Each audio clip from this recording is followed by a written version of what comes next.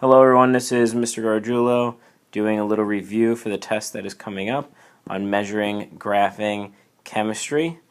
So please make sure you're getting yourself prepared and studying for anything that needs to be on the test. So let's go through some basic information on measuring first, then we'll go to graphing, and after graphing we'll do the periodic table. So the first thing that's going to be on the test is going to be the graduated cylinder. The graduated cylinder measures volume. When you're looking at the graduated cylinder, it's going to have graduates, which are these little marks that go up the graduated cylinder.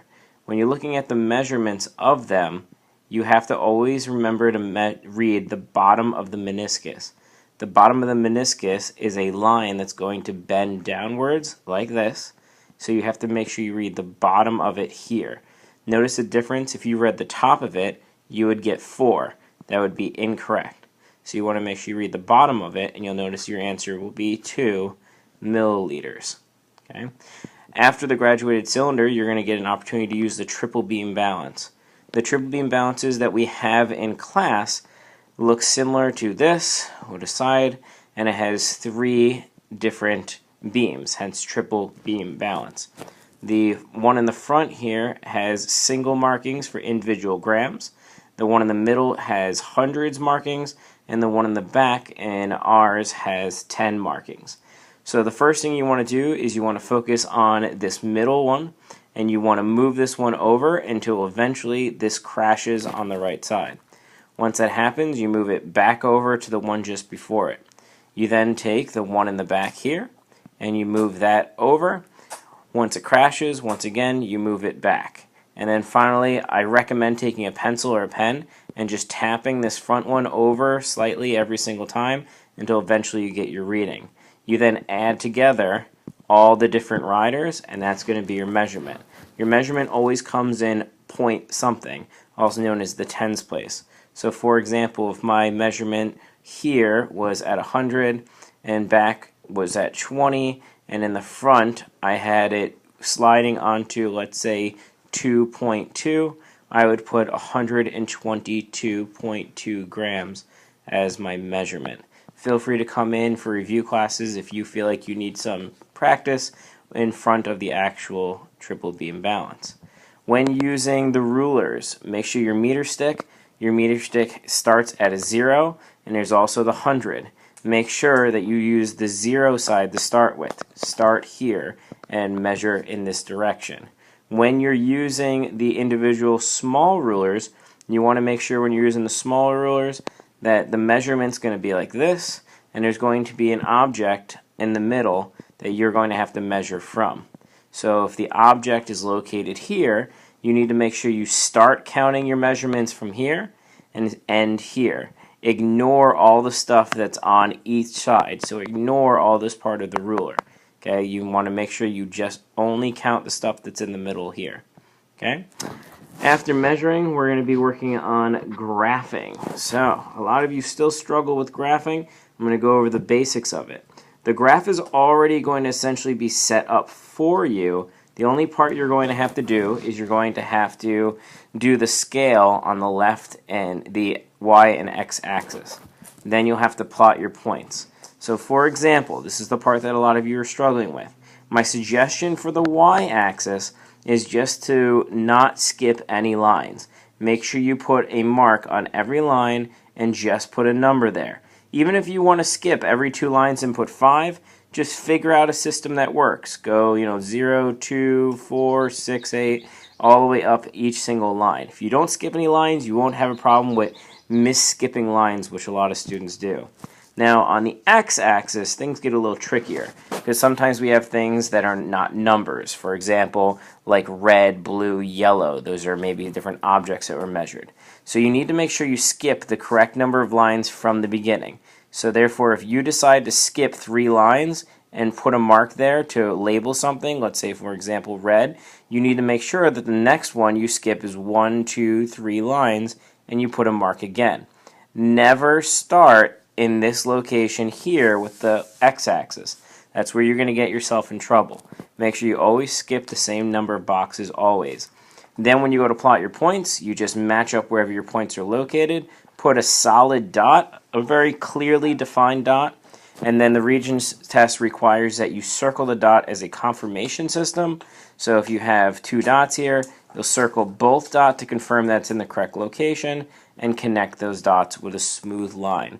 So for example, if I had another dot here and another dot here, I would circle both of those dots, I would connect my lines, and I would be done. Normally you have to title your graph, but the graph will already be titled for the test because that's how the regions test works. Also, your axes will both also be labeled, so you shouldn't have a problem there. Remember, you get one chance at getting a perfect graph. Make sure you get it perfect. Let's go on to the periodic table now. So many of you have mastered the periodic table. Let's go through some basic information on the periodic table. So the periodic table has information on protons, neutrons, electrons, and valence electrons. To remind you of a couple things, protons are the positives, electrons are the negatives, therefore these two things must be equal to each other, absolutely equal at all points in time. Protons are equal to the electrons. If we're looking at the neutrons are neutral. Therefore, they can be a different number, and you have to do the subtraction that we discussed and worked on. Valence electrons are going to be based on the column numbers that are on top, and the valence electrons, once again, just to remind you, the valence electrons are the ones furthest from the center. So if I had electrons here, and I had electrons on the outside orbit, the ones that are on the outside orbit, these are the valence electrons. So going back to our periodic table of elements, let's take a look at boron, which is right here. Okay, so boron has 5 protons because this top number here represents 5 protons. Okay, the bottom number, you have to take this bottom number here, which is the atomic mass, and subtract this number here. You have to round off. So I would take 11, subtract 5, and I would get my final answer to be 6 neutrons. So far I have 5 protons that I found from this top number here. I have 6 neutrons, which I found from subtracting the bottom number and the top number. Now, to find the number of total electrons, as you remember from the last slide that I was just at, the total number of protons is equal to the electrons. So I had 5 protons, I now have 5 total electrons. Let's talk about valence electrons now. Well, boron is in column 3A on the periodic table you're going to use for the test. Therefore, it has 3 valence electrons.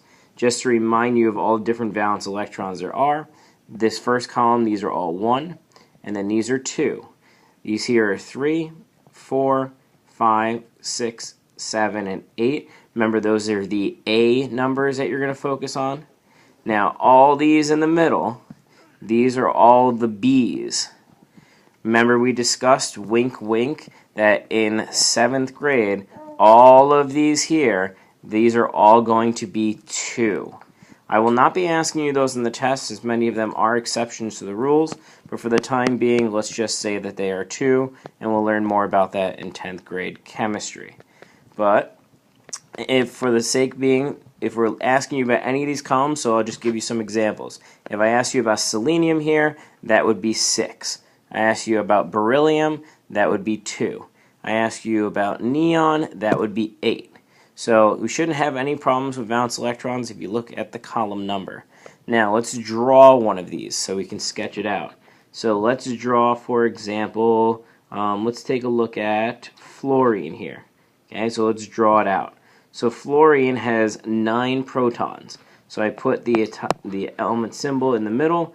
I got protons of 9. It has 19 atomic mass. 19 minus 9 is 10. So my neutrons is 10. I then can draw my first orbital around it. I should have 9 total electrons. So what I'm going to do is I'm going to have my first one here, my second one there. Remember, the first orbital can only hold 2. After that, I'm going to make another orbital around it. My next orbital can hold 8. I need 9 total. I've already done 2. So what I'm looking at doing now is putting more electrons on the outside shell until I find that I get 8. So there's 1 there. I'm up to 3 so far. There's 4, 5, 6, 7, and 8. I can check myself and make sure that I'm right. If I look, I want to recount. I make sure I have what number I have: 1, 2, 3, 4, 5, 6, 7, 8. I have 8 total electrons so far, so I'm still missing 1. So I'm going to add 1 on the outside here. A way to double check and make sure that it's absolutely perfect is you look at what column number it's in. If you look at the column number of fluorine, fluorine's going to be found in column 7A. So it should have 7 valence electrons. So if we start numbering these valence electrons on the outside, we realize we have 1 here, 2, 3, 4, 5, 6, and 7, which makes sense for it to be in the column 7. If we go all the way over to the left side of the periodic table, there's going to be row numbers written over here. This is going to be row number 2, so it has 2 orbitals, and the 2 orbitals correspond with the row numbers. So I'm highly confident that I've drawn this correctly, and that is correctly set up element. Okay? So to make sure that we are all on the same page, things that are going to be on the test, we are going to have the chemistry information, we are going to have measuring, we are going to have graphing, lots of things that you need to be studying and practicing. You spent about a month so far, maybe a month and a half, prepping for this, so make sure you take the extra time to prep for the final championship test. Alright, thank you very much. I hope you guys do well. I look forward to seeing you guys in class. Thank you.